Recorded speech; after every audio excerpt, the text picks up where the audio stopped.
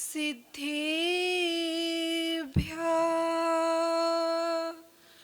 ॐ नमः सिद्धेभ्यः।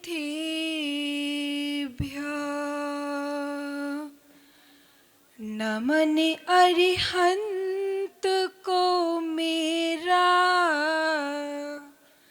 सभी सिद्धों को है वंदन। नमन आचार्य भगवन को हमारा कोटि से वंदन। उपाध्यायों के गुण गाऊं जो मुनियों को पढ़ाते हैं। जगत के सैव ऋषियों को नमन आदर है अभिनंदन। जगत के सैव ऋषियों को नमन आदर है अभिनंदन। जय बोलिए देवाधिदेव 1008 श्री आदिनाथ भगवान की। शासन नायक श्री महावीर भगवान की। परम पूज्य आचार्य गुरुवर श्री विद्यासागर जी महामुनिराज की। परम पूज्य आचार्य गुरुवर श्री अभिनंदन सागर जी महाराज की। परम पूज्य आचार्य गुरुवर श्री विपुल सागर जी महाराज की। मम गुरुदेव वैज्ञानिक संत पाठशाला संवर्धक आचार्य भगवान श्री निर्भय सागर जी महाराज की। आचार्य संघ की। बंधुओं, हम यहाँ पंच कल्याणक करने बैठे हैं। और कहाँ बैठे हैं अपन लोग? ग्रेटर नोएडा बीटा 2 में, है ना? तो हम ग्रेटर नोएडा बीटा 2 में पंच कल्याणक महोत्सव मना रहे हैं। तो आज अपन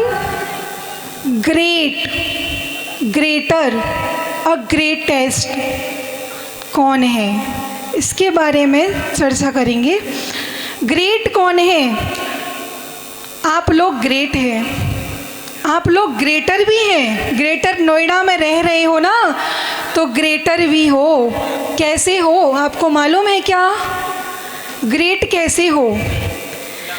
ग्रेट आप ऐसे हो। ग्रेट तो आप तभी बन गए जब आपके मन में विचार आया कि यहाँ एक मंदिर का निर्माण होना चाहिए, और उस मंदिर के निर्माण कराने के बारे में विचार किया। तभी से आप ग्रेट बन गए, महान बन गए, और आपने मंदिर को स्थापित करा दिया, निर्माण करा दिया, जिन बिंब स्थापित करा दिया, तो फिर आप ग्रेटर बन गए। कैसे बन गए? देखिए, ग्रेट मतलब महान, अच्छे व्यक्तित्व के धनी जो होते हैं वो कौन होते हैं? ग्रेट। भरत चक्रवर्ती भी ग्रेट थे ना? उन्होंने भी क्या किया था? 72 जिनालयों का निर्माण कराया था कैलाश पर्वत पर।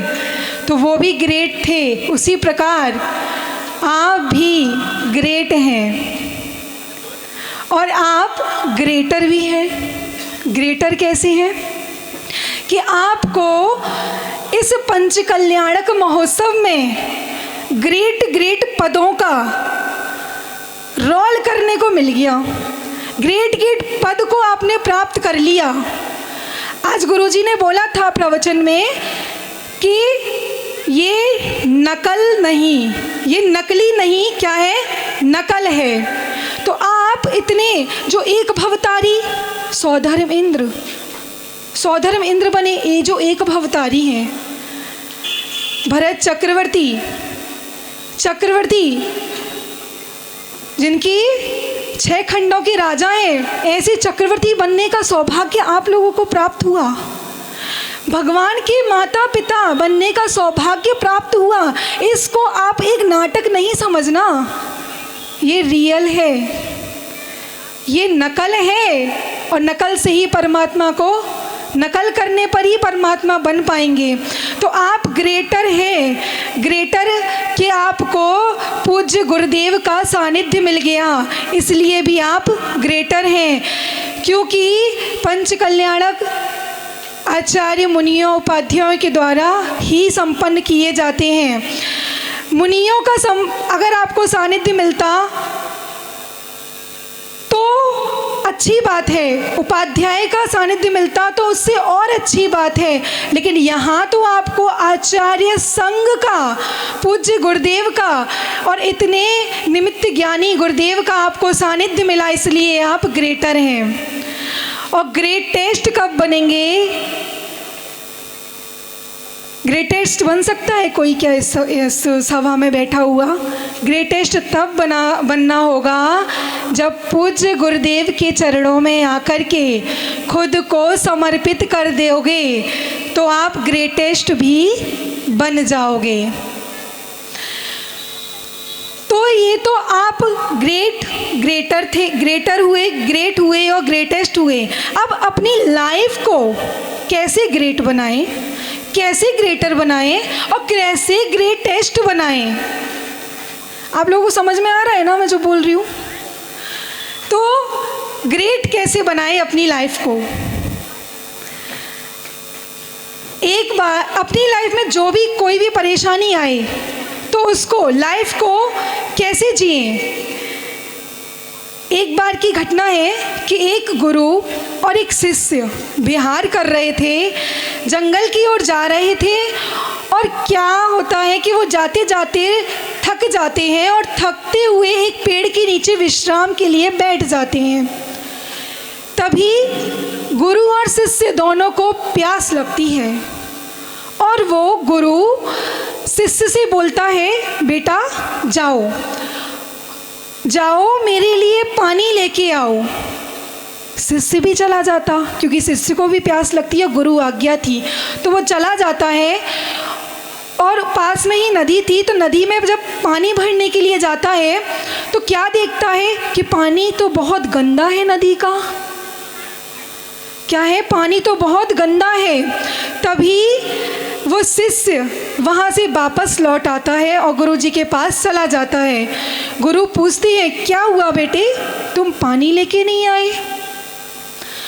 तो वो शिष्य कहता है, गुरुजी वहाँ तो बहुत गंदा पानी है, मैं नहीं लेके आ पाया, माफ़ करें मुझे। तो गुरु उससे कहते हैं, चिंतित क्यों हो रहा है बेटे, थोड़ा सा रुक जा, 10-15 मिनट रुक, सब कुछ ठीक हो जाएगा। तो वो शिष्य 15 मिनट गुरु आज्ञा से रुक जाता है और फिर से गुरु उसको भेज देते हैं उस नदी पर कि जाओ बेटे अब लेके आओ पानी को। तो वो पानी लेने फिर से जाता है और क्या देखता है कि वो पानी एकदम स्वच्छ हो जाता है।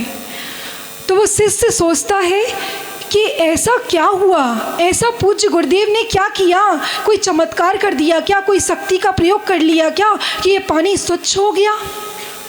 कुछ नहीं, वो ऐसा विचार ही कर रहा होता है और आनंद में भी होता है कि उसको पानी मिल जाता है। वो खुद भी अपनी प्यास बुझाकर चला जाता, गुरु के लिए भी ले जाता। फिर जाते ही पूछता है, गुरुजी क्या आपने कुछ चमत्कार किया था जो पानी एकदम स्वच्छ हो गया? तो गुरु क्या बोलते हैं कि बेटा मैंने कोई जादू नहीं किया, जादू तो तुमने किया है। तो वो एकदम से आश्चर्य में पड़ जाता, मैंने जादू किया है कि हाँ। तो वो बोलते हैं कि देखो जब तुम पानी भरने के लिए जा रहे थे ना, तब एक बैलगाड़ी निकली जिसमें मिट्टी भरी हुई थी और वो नदी के किनारे से निकली थी। जैसे ही उस गाय का पैर, बैल का पैर फिसला तो सारी मिट्टी नदी में गिर गई। इस तरह से वो पानी गंदा हो गया था। और फिर जब तुम मेरे पास आए तो वो एक बहुत तेज़ लहर आई नदी में और उसको स्वच्छ कर गई जल को। इस प्रकार से वो जल स्वच्छ हो गया। किस वजह से स्वच्छ हुआ? क्योंकि तुमने थोड़ा सा धैर्य रखा, थोड़ा सा पेशेंस रखा, इस वजह से वो पानी तुम्हें स्वच्छ मिल गया। उसी प्रकार यदि हमारे जीवन में कोई कठिनाई आती है, कोई परेशानी आती है, कोई किसी प्रकार की चिंता आदि आती है, क्योंकि संसार में रह रहे हैं तो दुख तो है ही, किसी को किसी प्रकार से, किसी को किसी प्रकार से, दुखी तो हर प्राणी है। तो दुखों से छुटकारा यदि पाना है तो पहले अपने मन को शांत करना होगा और थोड़ा सा पेशेंस रखना होगा और ये सोचना होगा इट विल बी पास्ट, यह पास हो जाएगा। ये जो बुरा वक्त आया है ये पास हो जाएगा। पास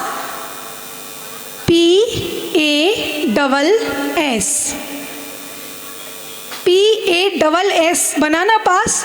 तो पास किसी चीज़ को पास कर दिया। कुछ लोग टाइम पास भी करते हैं, तो अपन को टाइम पास नहीं करना है ना। तो पास, P फॉर पेशेंस। ये जो पास बताता है ना, ये अपनी लाइफ को कैसे जिया जाए, अपनी लाइफ में जो दुख आ रहे हैं उनको कैसे पास किया जाए वो बता रहे हैं। P फॉर पेशेंस मतलब थोड़ा सा धैर्य रख लो, थोड़ा सा पेशेंस रख लोगे तो आज पेशेंट नहीं बनोगे।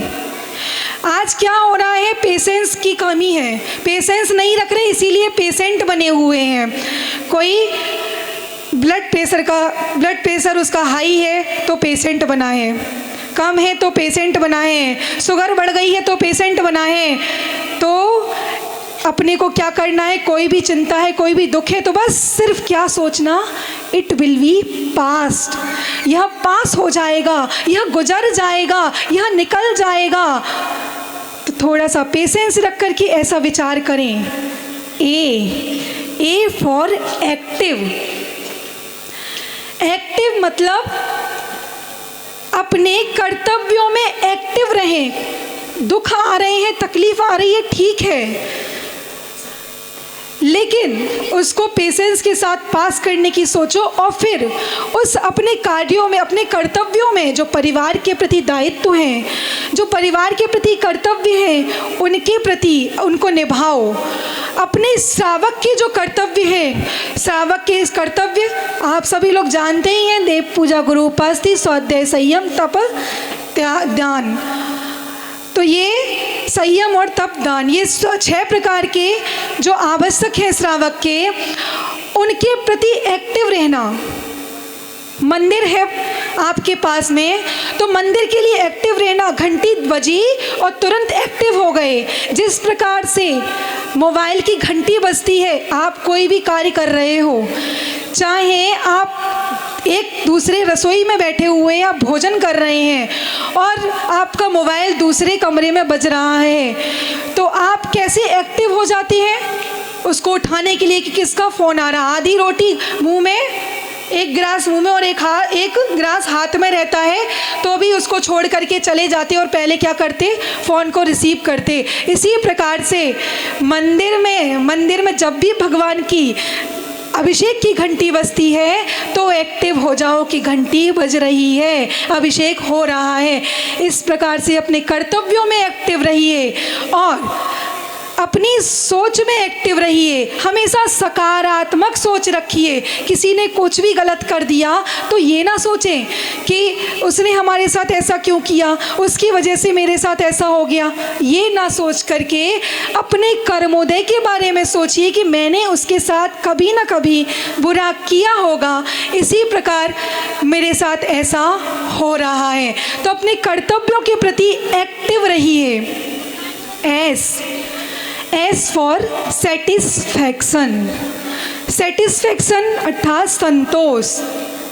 हमेशा कोई भी तकलीफ आए, कोई भी परिस्थिति हो, कैसी भी जीवन में कोई भी दुख हो, तो उसमें हमेशा सेटिस्फैक्शन रहिए, संतोष रखिए। जैसा भी मिल जाए वैसा उसी में संतोष रखिए। यहाँ यदि पंडाल में आपको या कोई कार्यक्रम में आपको किसी भी प्रकार से असुविधा लग रही है तो थोड़ा सा संतोष रखो और जैसा मिल रहा वैसे उसी में ही सेटिस्फाई रहिए। तो ये पास के हुए एक्टिव हुआ, सेटिस्फेक्शन हुआ। उसके बाद एस फॉर स्ट्रॉन्ग। अपने जीवन को यदि सफल बनाना चाहते हो, अपने जीवन की दुखों को पास करना चाहते हो, तो स्ट्रॉन्ग बनिए। कैसे स्ट्रॉन्ग? पेशेंस रख के एक्टिव बनो, और एक्टिव रखकर सेटिस्फाई होइए, और सेटिस्फाई होकर के स्ट्रॉन्ग बनिए कि मैं इस कार्य को करने में सक्षम हूँ। तो ये तो हुआ आपके ग्रेट बनने का तरीका। जीवन को ग्रेट कैसे बनाएं? अब जीवन को ग्रेटर कैसे बनाएं? क्या? जीवन को ग्रेटर कैसे बनाएं? ग्रेटर वाले हो ना आप, तो ग्रेटर भी तो बनना पड़ेगा। तो कैसे बनेंगे ग्रेटर? देव पूजा, दया दानम, तीर्थ यात्रा, जप तप, शास्त्रम परोकारत्व, मर्ते जन फलाष्टकम। अर्थात यदि मनुष्य अपने जीवन में यदि इन 8 फलों को लगा लेता है तो वो ग्रेटर बन जाता है, अपनी लाइफ को ग्रेटर बना लेता है। पहला फल क्या है? देव पूजा। तो प्रतिदिन सच्चे देव की पूजा आराधना करें। तो पहला फल लगाने का। दूसरा फल दया। किस पर करनी दया? दया किस पर करनी?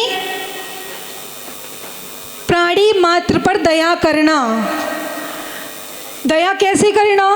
यदि हम कोई भी क्रिया कर रहे हैं, यदि मान लो हम छान करके पानी ना लेके अपना बिन छन पानी यूज कर रहे हैं, गरम गीजर, जो लाइट आजकल गीजर चलते हैं ना लाइटिंग वाले, तो उनको यदि यूज कर रहे हैं, अनछने जल का उपयोग हो रहा उसमें, तो कहाँ गई आपकी दया? इतने सारे जीवों की हिंसा हो रही उस गीजर के पानी में, कहाँ गई आपकी दया?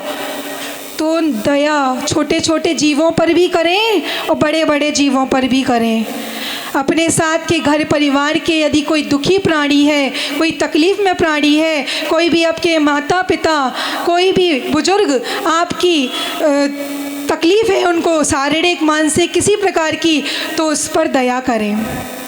तीसरा फल दान। कौन सा? दान। दान कहाँ करना, कैसा करना? तो सुपात्रों को दान करना। और सुपात्रों में भी सबसे श्रेष्ठ दान जो कहा गया वो आहार दान कहा गया। तो आहार दान में सहयोग करना। जो भी मुनि, जो भी साधु आपके यहाँ आते हैं, उनको आहार दान जरूर दें। फिर चौथा क्या है? तीर्थ यात्रा। चौथा फल तीर्थ यात्रा का। तो तीर्थ यात्रा अपने आगम में बताया कि तीर्थ यात्रा अपनी 4 धाम की यात्रा कर ली जिसने, वो उसकी तीर्थ यात्रा पूरी हो गई। 4 धाम की यात्रा कैसे? दक्षिण में तो अपने गोमटेश बाहुबली, और उत्तर में अपना अष्टापद, और पूर्व में शिखर जी, और पश्चिम में है आपका गिरनार। तो इस तरह से ये 4 धाम की यात्रा जिस किसी ने भी कर ली उसका जीवन सफल हो गया। 4 धाम की यात्रा अपने यहाँ ये बोली जाती हैं। तो आपने 4 फलों को लगा लिया, देव पूजा, दया, दान और तीर्थ यात्रा। उसके बाद जाप करना। सुबह से उठे और सुबह से उठ कर के जाप करें। प्रतिदिन सुबह से उठ कर के सिद्ध शिला का बना कर के 9 बार नमोकार मंत्र पढ़ के इन 24 पोरों पे 24 तीर्थंकर का स्मरण करके उनको नमस्कार करके जप करना, ये हमारी 5वां फल लगाने की प्रक्रिया हो गई। उसके बाद तप करें, त्याग करें। आपका यहाँ सर्दी में बैठे हुए हो, ये भी तप है, और जनवाड़ी का स्वाध्याय सुन रहे हो, तो तप करना कोई किसी चीज़ का त्याग कर देना भी, जैसे रात्रि भोजन का त्याग कर देना। रात्रि में यदि आपने 6 माह तक, 1 साल में यदि आपने रात्रि भोजन का त्याग कर दिया तो सीधा सीधा 6 महीने का निर्जल उपवास का फल मिल जाता है। यदि रात्रि में 1 साल में, 1 साल के लिए आप चारों प्रकार के आहारों का त्याग कर देते हैं। क्यों? क्योंकि 12 घंटे आपके दिन में बीत गए और 12 घंटे रात में बीत गए, तो रात में 12 घंटे आपने कुछ नहीं लिया तो 6 महीने तक आपका निर्जल उपवास का फल मिल गया। तो इस तरह से 6वां तप रूपी फल को लगाना। फिर शास्त्रम स्वाध्याय करना, शास्त्र को पढ़ना, प्रतिदिन थोड़ा थोड़ा आधा पौन घंटे 1 घंटे का स्वाध्याय अवश्य करना। फिर उसके बाद परोपकार की भावना हमेशा सबके लिए करना। ये आपका अगला फल हुआ। और 8वां, यह परोपकार का 8वां फल हो गया। इस तरह से आपके ये जन्म को सफल बनाने के लिए, लाइफ को ग्रेटर बनाने के लिए अपने जीवन में यदि आपने इन 8 फलों को लगा लिया तो आपका जीवन ग्रेटर बन जाएगा। और फिर उसके बाद आपको अपना जीवन कैसा बनाना, किसकी बात करी थी अपन ने? ग्रेटर और ग्रेटेस्ट। तो अपनी लाइफ को अब ग्रेटेस्ट कैसे बनाना, और ज़्यादा अच्छी कैसे बनाना? तो कैसे बनेगी वो?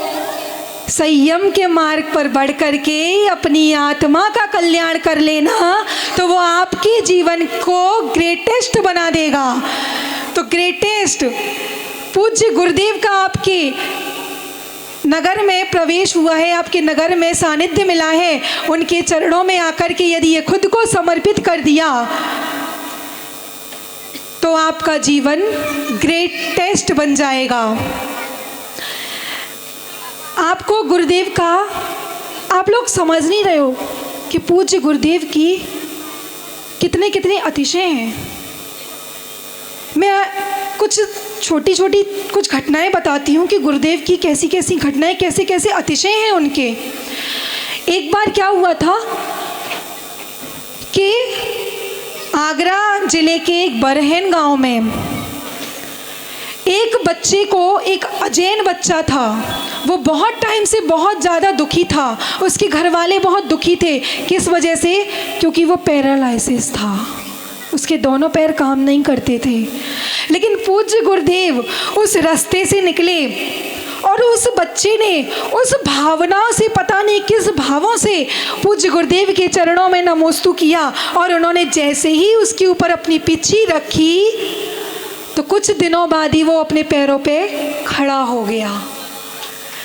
तो ये पूज्य गुरुदेव का अतिशय है। एक घटना और बताती हूँ मैं उसी गांव की, कि क्या हुआ कि एक बार जब गुरुदेव आए उस गांव में, और एक बाजार में एक नल था, हेडपंप जो होता है ना, हेडपंप, वो काफ़ी बरसों से बंद पड़ा था, उसमें पानी नहीं आ रहा था। तो कुछ लोग एक मंदिर से दूसरे मंदिर की ओर जा रहे थे और उनसे बोला, और उस नल को 1-2 लोग ऐसे ही लड़के जो सड़क पे बैठे होते हैं, वो लड़के उस नल के पास बैठे थे, उस हेड पंप के पास बैठे थे। तो वो गुरुदेव जब निकले तो वो उनसे पूछती है, क्यों भाई ऐसे पकड़ के क्यों खड़े हो, नल चलाओ ना, चलाओ इस नल को। तो वो बोलते हैं, महाराज जी ये इसमें से पानी नहीं आता, क्या चलाएं, ये तो काफ़ी सालों से बंद पड़ा है। तो पूज्य गुरुदेव कहते हैं, किसने कहा तुमसे कि इसमें पानी नहीं आता, चला के तो देखो। और जैसे ही उनका बोलना हुआ है कि चला के देखो, और तुरंत उसमें से पानी निकलना शुरू हो जाता है। तो ये है गुरुदेव की महिमा। और ऐसे गुरुदेव का आपको सानिध्य मिला है तो लाभ ले लो। अगर किस्मत परखना हो तो करो पैदा गुरु भक्ति। अगर किस्मत परखना हो तो करो पैदा गुरु भक्ति। परिंदों साथ चमकना हो तो करो पैदा गुरु भक्ति। जमाने में कभी चलकर गुरु के साथ भी देखो, जमाने में कभी चलकर गुरु के साथ भी देखो। अगर महावीर बनना है तो करो पैदा गुरु भक्ति, अगर महावीर बनना है तो करो पैदा गुरु भक्ति। तो मैं बात कर रही थी कि अपनी लाइफ को ग्रेट कैसे बनाना, ग्रेटर कैसे बनाना, ग्रेटेस्ट कैसे बनाना। अब बात आती है बीटा। बीटा टू है ना, ये है ना। तो मैंने पढ़ा था, क्योंकि मैं साइंस फिजिक्स से लेक्चरर रह चुकी हूँ, साइंस की स्टूडेंट हूँ, तो मैंने ये अल्फ़ा बीटा गामा बहुत पढ़े हैं। तो मैंने उसी का चिंतन निकाला, आपको बताऊँ कि ये बीटा अल्फ़ा बीटा किरणें होती हैं जो रेडियोएक्टिव पदार्थ से निकलती हैं। बीटा एक कण है जो सबसे ऊर्जावान इलेक्ट्रॉन है। उसी प्रकार के हमारे ये बीटा वाले हैं जो बहुत ऊर्जावान है और जो बहुत ऊर्जा लेकर के इस पंच कल्याणक को मना रहे हैं। तो बीटा जब अभिषेक करते हैं तो ये बीटा कण जब निकलता है तो उस पर धन ऋण आवेश होता है, और अल्फा जब निकलता है तो उस पर धन आवेश होता है। अल्फा कण 2 इलेक्ट्रॉन यदि उत्सर्जित करेगा तो उस पर 4 बन जाएगा, और बीटा कण उत्सर्जित करेगा तो उस पर जब भी वो उत्सर्जित करता है कोई 1 इलेक्ट्रॉन को उत्सर्जित कर देगा तो उस पर भी बढ़ोतरी हो जाती है। उसी प्रकार यदि ये बीटा 2 वाले थोड़ा सा अपनी पूंजी में से दान को उत्सर्जित कर देते हैं तो उनका पुण्य बहुत ज़्यादा बढ़ जाता है, और ऐसा आप लोग कर ही रहे हो। तो बीटा 2 वाले सुने ध्यान से। एक बीटा ये किरणें जब भगवान का अभिषेक अपन करती है ना, कल जन्माभिषेक का कार्यक्रम होना है, जन्माभिषेक कल्याणक है ना, कल जन्म कल्याणक है, तो भगवान का अभिषेक होगा किस पर? सुमेरु पर्वत पर। तो कैसे खड़े होंगे वो इंद्र लोग, आप देखोगे कैसे करेंगे भगवान का अभिषेक, आप लोग देखेंगे उस क्रिया को। तो जब भगवान का अभिषेक होता है तो ये आजू बाजू से क्यों खड़े होते हैं, कभी विचार किया आप लोगों ने?